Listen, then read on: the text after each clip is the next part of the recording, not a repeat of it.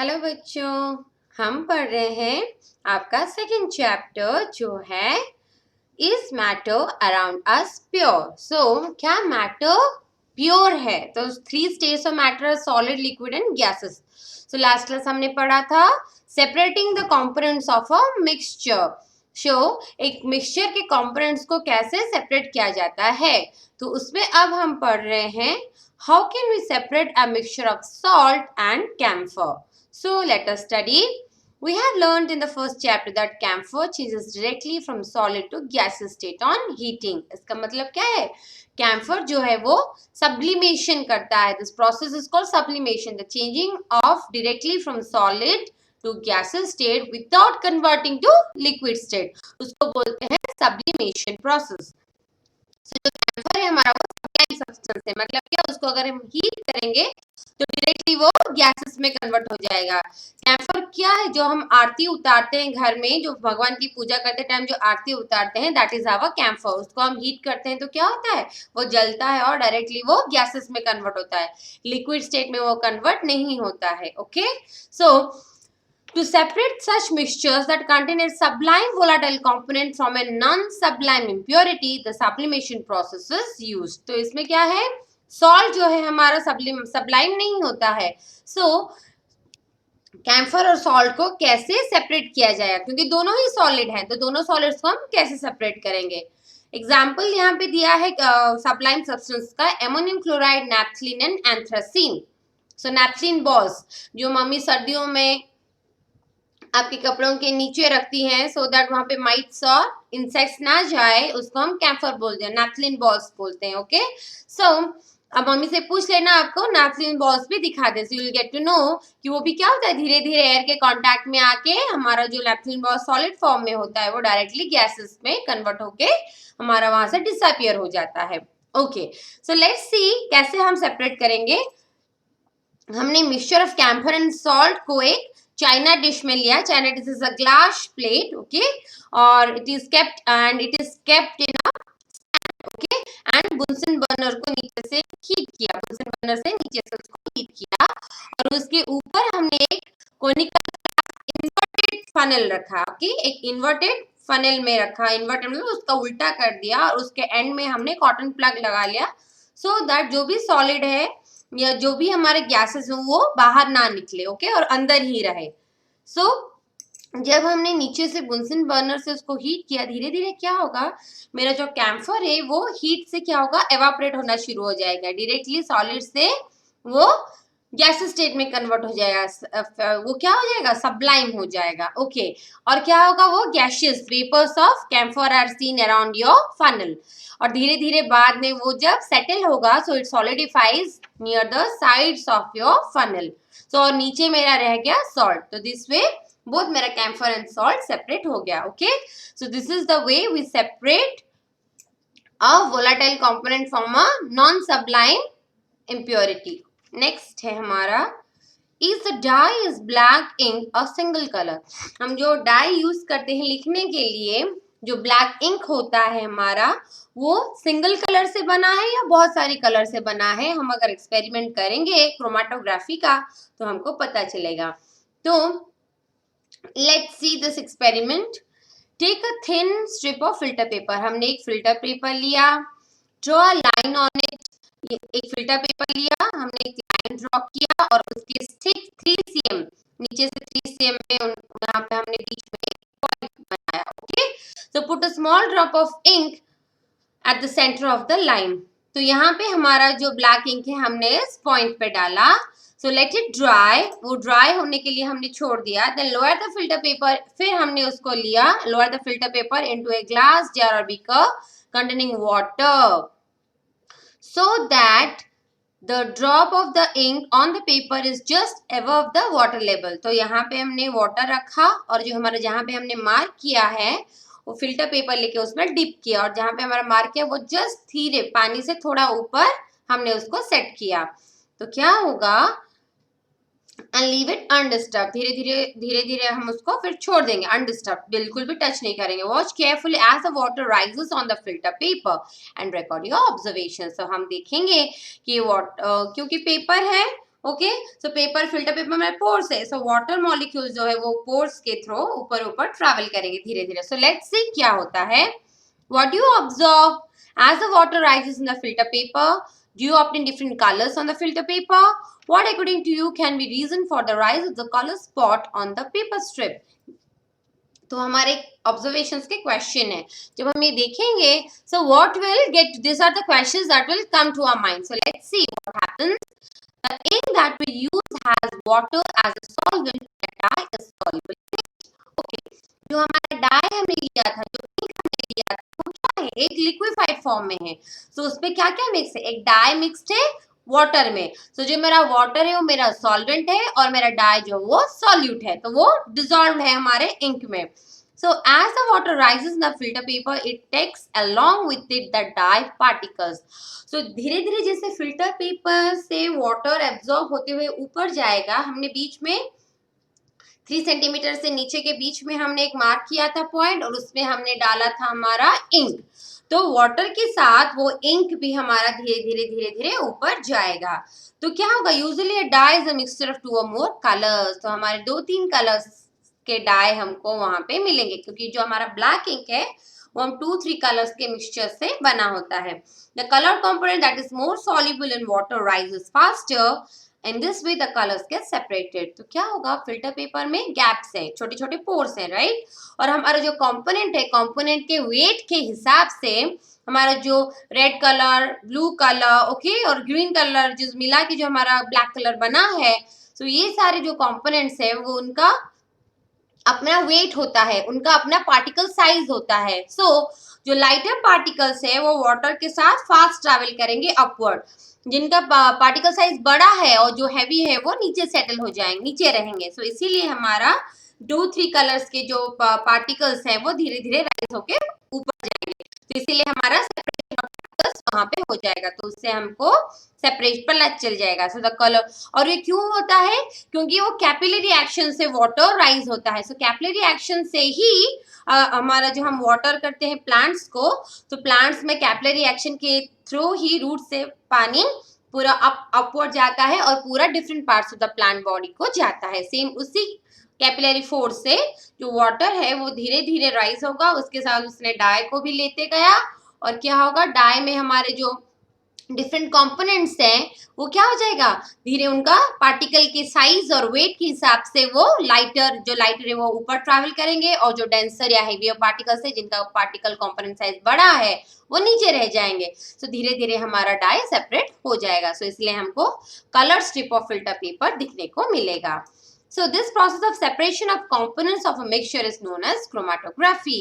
इसी प्रोसेस को हम क्रोमाटोग्राफी बोलते हैं। डिफरेंट टाइप्स ऑफ क्रोमाटोग्राफी है। सो आपका ये पेपर क्रोमाटोग्राफी हुआ, क्योंकि हमने फिल्टर पेपर यूज किया था, which is a paper. Okay? So chroma means color, इसीलिए इसको क्रोमाटोग्राफी बोला जाता है। This technique was first used for the separation of colors, so the name was given. So chromatography is the technique used for separation of those solutes that dissolve in the same solvent.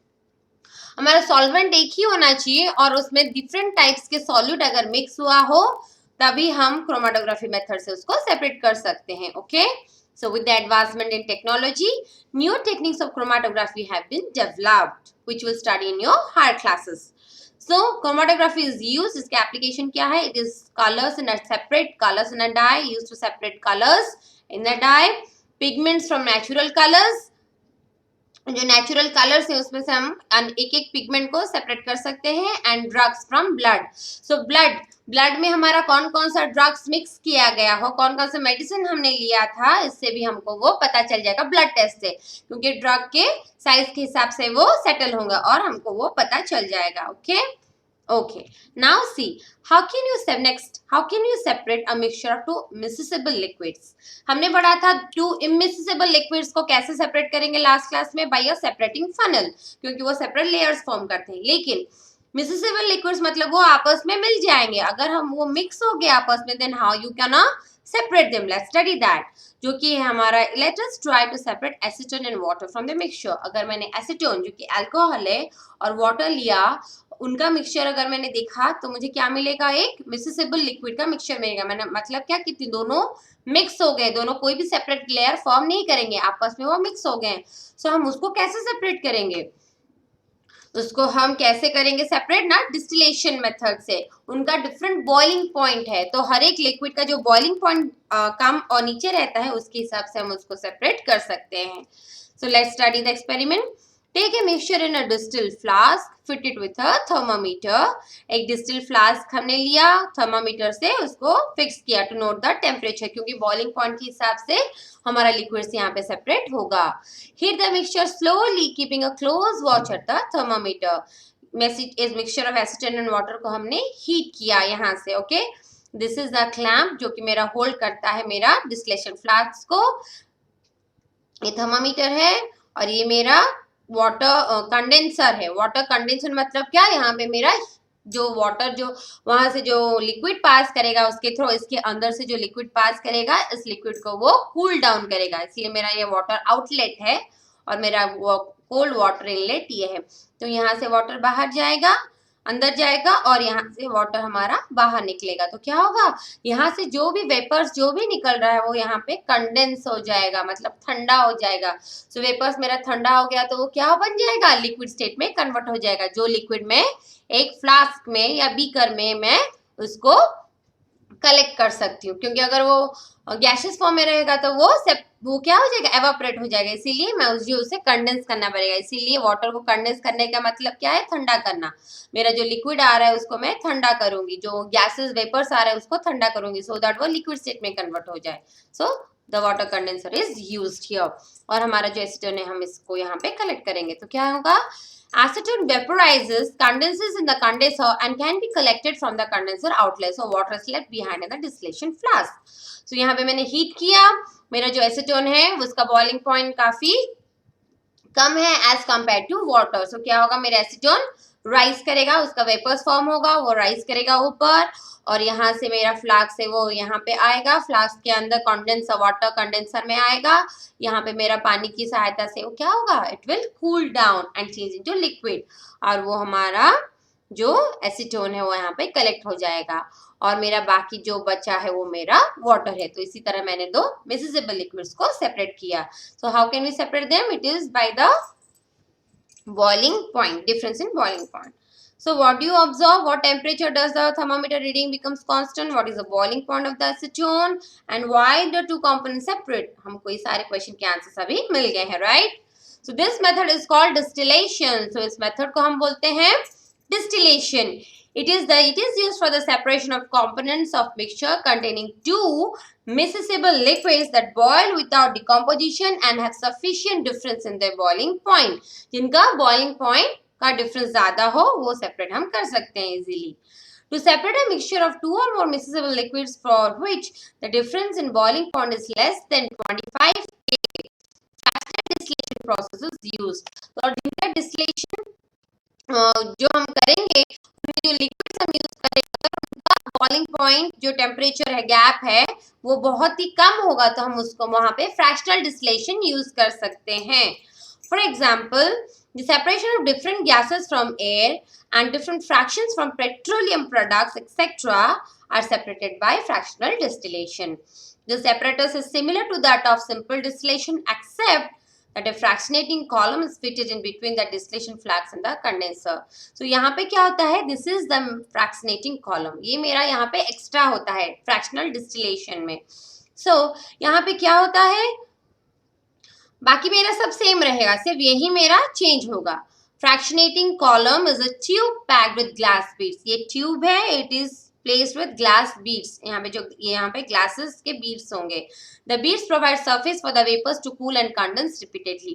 तो यहाँ पे क्या होगा, क्योंकि उनका boiling point जो है वो बहुत ही कम है, तो क्या होगा, वो फटाफट boiling point difference पे पहुंच, मतलब डिफरेंस एक्वायर हो जाएगा, तो जल्दी जल्दी वेपर्स हो जाएंगे. इसके लिए हमको क्या चाहिए, कंडेंसर जो कि फास्ट कंडेंस करेगा.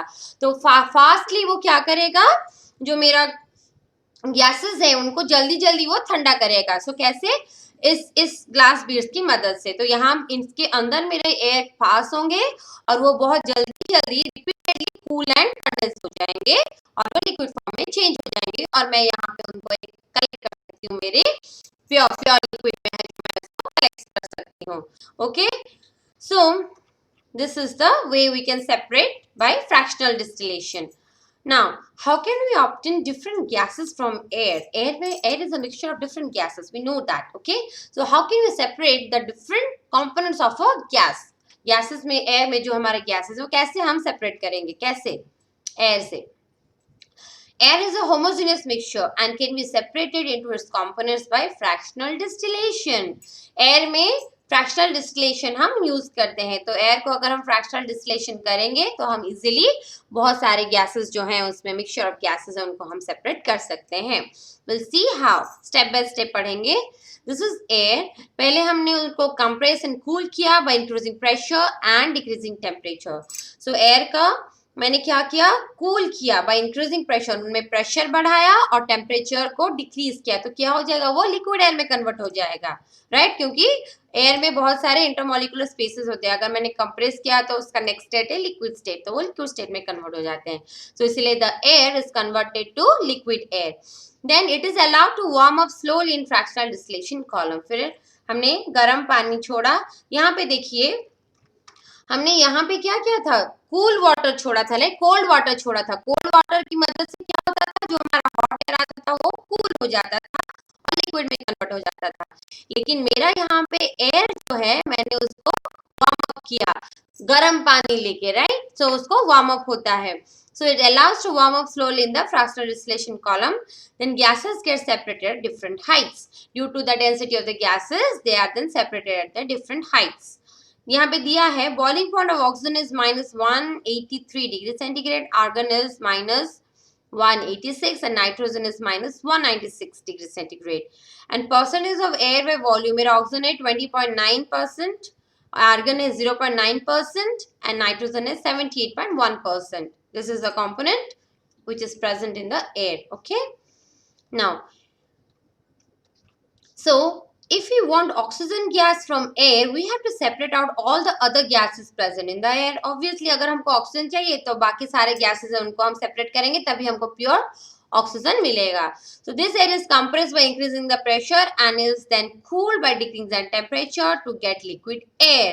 And the liquid air is allowed to warm up slowly in a fractional distillation column where gases get separated at different heights depending upon their boiling points.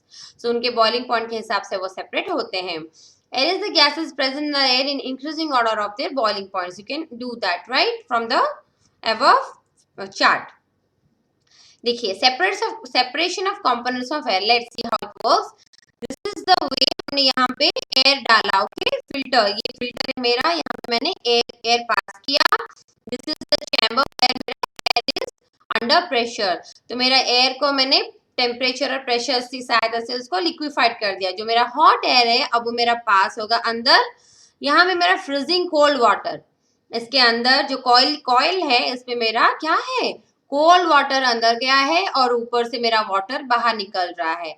यहाँ से मेरा हॉट वाटर आया, जो hot air आया और वो क्या हो गया, इसके अंदर वो कूल डाउन हो गया। Air is cool down, so cold compressed air. So air मेरा जो है अभी कंप्रेस हो गया, कूल डाउन हो गया, तो वो लिक्विड स्टेट में कन्वर्ट हो गया। एंड हमारा जो यहाँ पे सेपरेटर है, सेपरेटर की सहायता से जो डेंसर है वो नीचे चला गया, जो लाइटर एयर है वो carbon dioxide is out as dry ice. यहाँ पे लिक्विड कार्बन डाइऑक्साइड को बाहर निकाल दिया गया जो कि ड्राई आइस बन जाता है बाद में। Liquid carbon dioxide is called dry ice. Again मेरा जो बाकी जो भी मिक्सचर है वो नीचे मेरा सेटल हो गया और वो पास किया मैंने एक एक्सपेंशन जेट से। So the liquid air is pass through expansion jet, तो उसमें क्या होगा, नाइट्रोजन और ऑर्गन जो है एयर में वो मेरा बाहर निकल गया क्योंकि ज्यादा क्वांटिटी में है।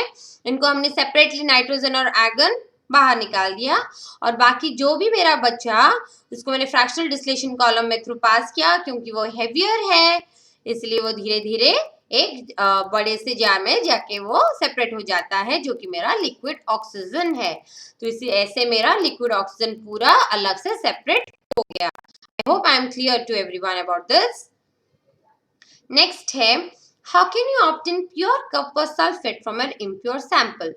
प्योर कॉपर सल्फेट जो ब्लू कलर के क्रिस्टल्स होते हैं उनको हम कैसे कलेक्ट कर सकते हैं जो उनके इम्प्योर सैंपल्स से. Okay, let's see. Take 5 gram of impure sample of copper sulphate in a china dish, dissolve it in a minimum amount of water and filter the impurities out. Then evaporate water from the copper sulfate solution so as to get a saturated solution. यहाँ पे क्या क्या मैंने impure copper sulphate लिया china dish में, उसमें water डाला और उसको मैंने मिक्स कर दिया. तो मैं वाटर में मेरा कॉपर सल्फेट जो है सॉल्ट है वो मिक्स हो गया. नेक्स्ट है फिल्टर द इम्प्योरिटीज. जो नीचे मेरा सस्पेंडेड पार्टिकल्स है इम्प्योरिटीज से उनको मैंने फिल्ट्रेशन की मदद से अलग कर दिया.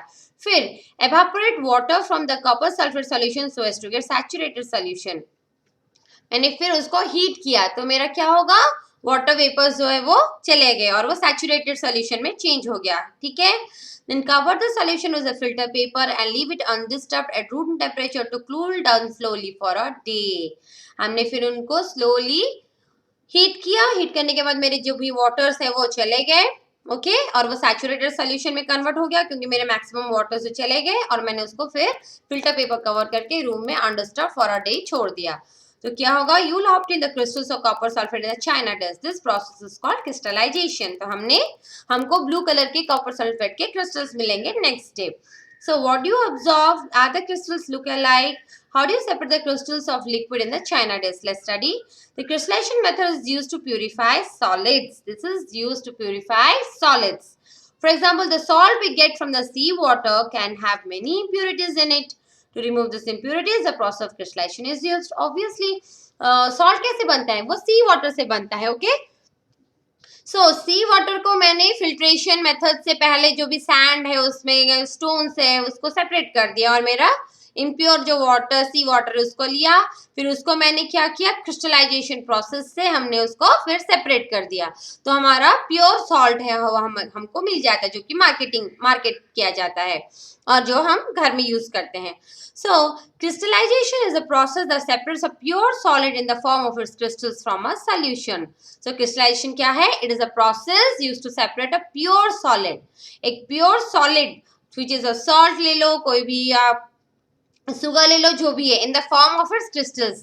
क्योंकि क्रिस्टल्स में कन्वर्ट होता है. क्रिस्टल्स मतलब क्या, जैसे कि सुगर आता है या तो सॉल्ट होता है, उसका पार्टिकल जो है वो छोटे छोटे बहुत छोटे छोटे पार्टिकल्स होते हैं. That is called crystals. Okay. So, crystallization technique is a better than simple evaporation technique. Like crystallization is better than evaporation. क्यों?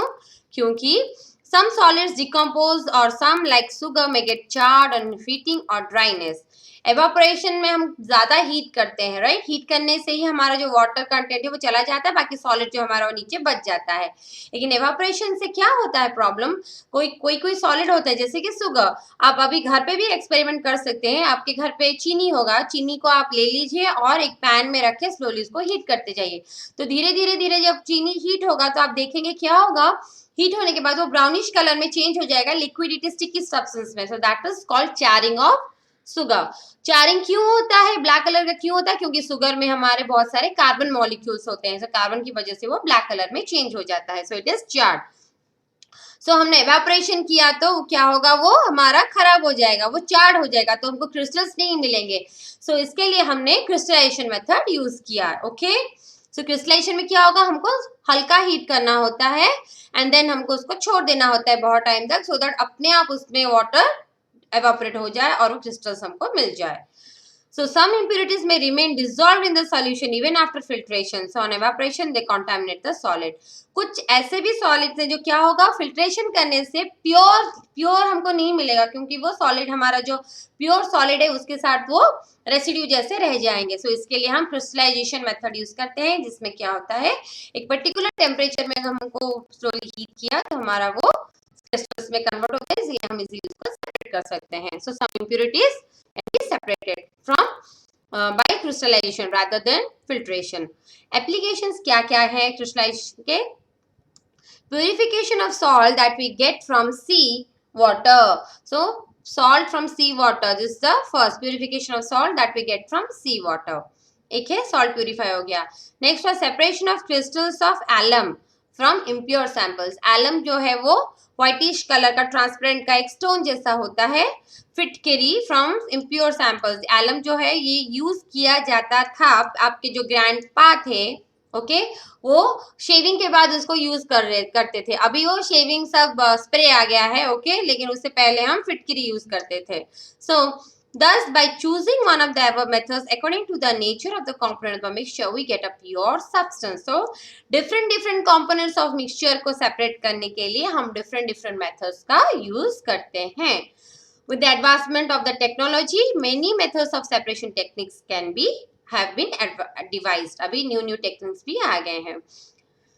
Drinking water, अब जो पानी पीते हैं उसको भी प्यूरिफाई किया जाता है एंड देन वो हमारे घर में आते हैं और हम उनको यूज करते हैं पीने के लिए, नहाने के लिए और बर्तन धोने के लिए। जो भी पानी हम घर पे यूज करते हैं वो पहले प्यूरिफाई होके हमारे पास आता है। सो let's see how it works.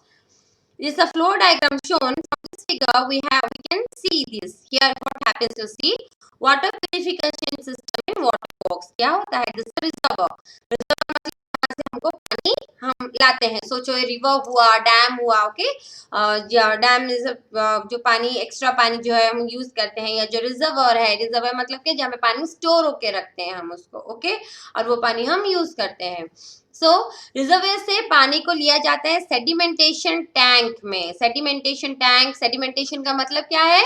जो हैवी पार्टिकल्स हैं अगर हमने वाटर को बहुत देर तक अनडिस्टर्ब छोड़ दिया तो वो नीचे सेटल हो जाएंगे। So that is the sedimentation tank. It allows the solids to settle. जो सॉलिड्स है वो सेटल हो जाते हैं यहाँ पे। नेक्स्ट हम जहाँ छोड़ रहे हैं उसको वाटर को फिर ट्रांसफर करते हैं लोडिंग टैंक में। यहाँ पे क्या होता है? To sediment the suspended impurities. बाकी जो जितने भी इम्प्योरिटीज हैं वो नेक्स्ट हमारा लोडिंग टैंक में सेटल हो जाते हैं नीचे। देन हमारा आता है फिल्ट्रेशन टैंक में वाटर। तो यहाँ पे फर्स्ट सेडिमेंटेशन टैंक और लोडिंग टैंक में मोस्ट ऑफ द जो हेवी इम्प्योरिटीज है वो नीचे सस्पेंडेड हो गए, सेटल हो गए ओके। तो नेक्स्ट हमारा पानी आया फिल्ट्रेशन टैंक में। यहाँ पे डिफरेंट लेवल्स है।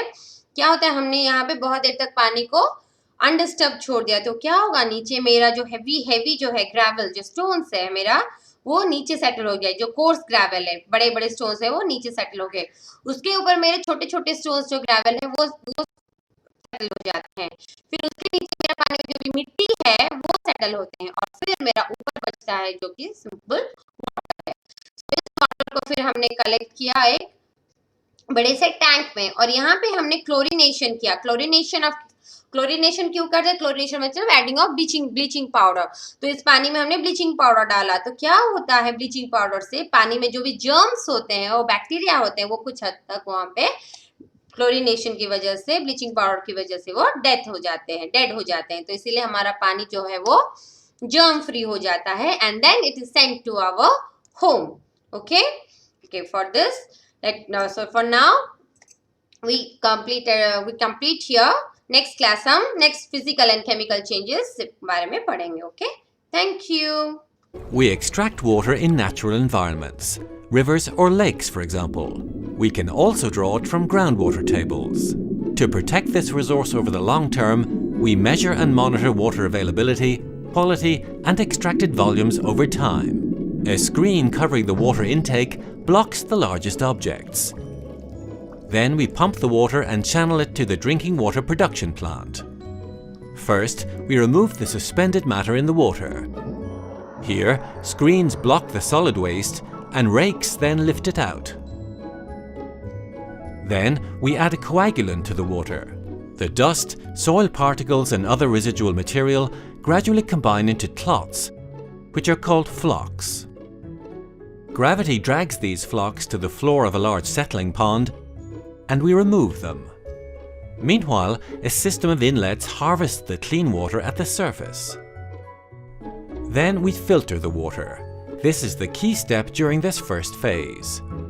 One or several thick layers of sand capture the finest materials.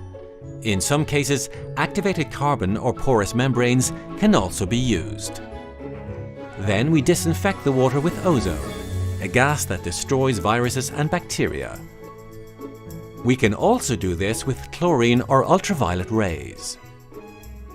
Lastly, we add 1 drop of chlorine for the equivalent of 5 bathtubs of water. Chlorine prevents microorganisms from developing while the water is in the network. We use sensors and run analyses to monitor water quality and adjust it if and as required at each step in the treatment process. Now the water is fit for human consumption, meaning it is perfectly safe to drink. We can store it in tanks before we distribute it to consumers.